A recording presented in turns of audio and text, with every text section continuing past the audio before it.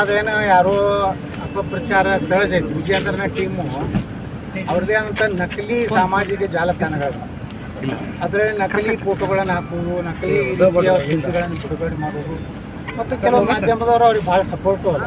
ಯಾಕಂದ್ರೆ ಭಾಳ ಶ್ರೀಮಂತರು ಅದಾರ. 16,000 ಕೋಟಿ ರೂಪಾಯಿ ಲೂಟಿ ಮಾಡ್ಯಾರ ಕರ್ನಾಟಕದ ರೈತರ ಹೆಸರಲ್ಲೇ, ವೀರಶೈವ ಲಿಂಗಾಯತರ ಹೆಸರಲ್ಲೇ. ಯಾರು ಯಡಿಯೂರಪ್ಪ ಅವನ ಮಗ ಇದ್ರಾಗೆಟ್ ತಿಂದರು ಕರೋನಾದಾಗ.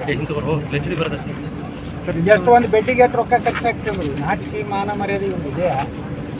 ಹೈಕಮಾಂಡಿಗೆ ಕೇಳ್ತೀನಿ, ಇವತ್ತು ಭ್ರಷ್ಟ ಮುಖ್ಯಮಂತ್ರಿ ಆಗಿ ಜೈಲಿಗೆ ಹೋದಂಥ ವ್ಯಕ್ತಿ, ಅವ್ರ ಅಪ್ಪನ ನಕಲಿ ಸಹಿ ಮಾಡಿದಂಥ ಮಗ ಅಂದರೆ ನೀವು ಕೇಂದ್ರ ಹೈಕಮಾಂಡು ಇಂಥ ಭ್ರಷ್ಟ ಕುಟುಂಬಕ್ಕೆ ನೀವು ಹಸಿರು ನಿಶಾನೆ ಕೊಟ್ಟರೆ ನಾನು ವಿಚಾರಣೆ ಮಾಡ್ತೀನಿ. ಅಂದರೆ BJPಯಲ್ಲಿ ಇವತ್ತು ಯಡಿಯೂರಪ್ಪನವ್ರಿಗೆ ಕರ್ನಾಟಕ BJP ಲೀಸ್ ಕೊಟ್ಟಿದ್ದೀರಾ ಅಥವಾ ಆ ಕುಟುಂಬಕ್ಕೇ ಮಾಡ್ಕೊಂಡು ಬಿಟ್ಟಿದ್ದೀರಾ ಅನ್ನೋಂಥ ಪ್ರಶ್ನೆ ಇವತ್ತು ರಾಜ್ಯ ಜನರಿಗೆ.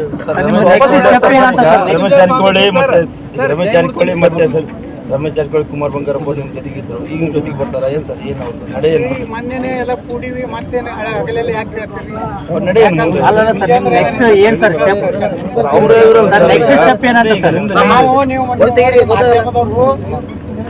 ನೀವು ಎದ್ದಮ್ಮ ಪಾರದರ್ಶಕರು.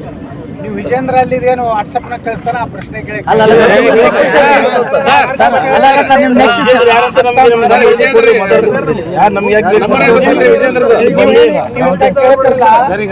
ನೀವು ಬರ ಒದರಾಡೋದಿದ್ರೆ ಬರಬೇಡ ಕೆಲವು.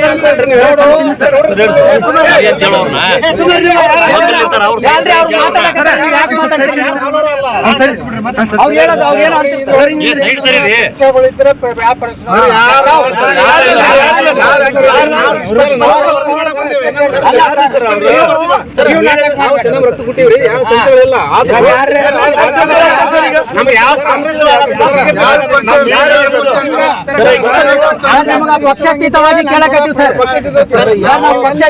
ಪಕ್ಷಾತೀತವಾಗಿ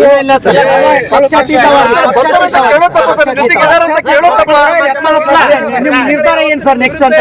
ಹೊಸ ಪಕ್ಷ ಕಟ್ತಿರೋ ಕರ್ನಾಟಕದ ಎಲ್ಲಾ ಮಾಧ್ಯಮಗಳು ನೀವು ಪಾರದರ್ಶಕ ಇದ್ರೆ ನಾನು ಪ್ರೆಸ್ ಮೀಟಿಂಗ್ ಬರ್ಲಿ. ನೀವು ಯಡಿಯೂರಪ್ಪ ವಿಜೇಂದ್ರ ಯಡಿಯೂರಾಗಿದ್ದು ಏನು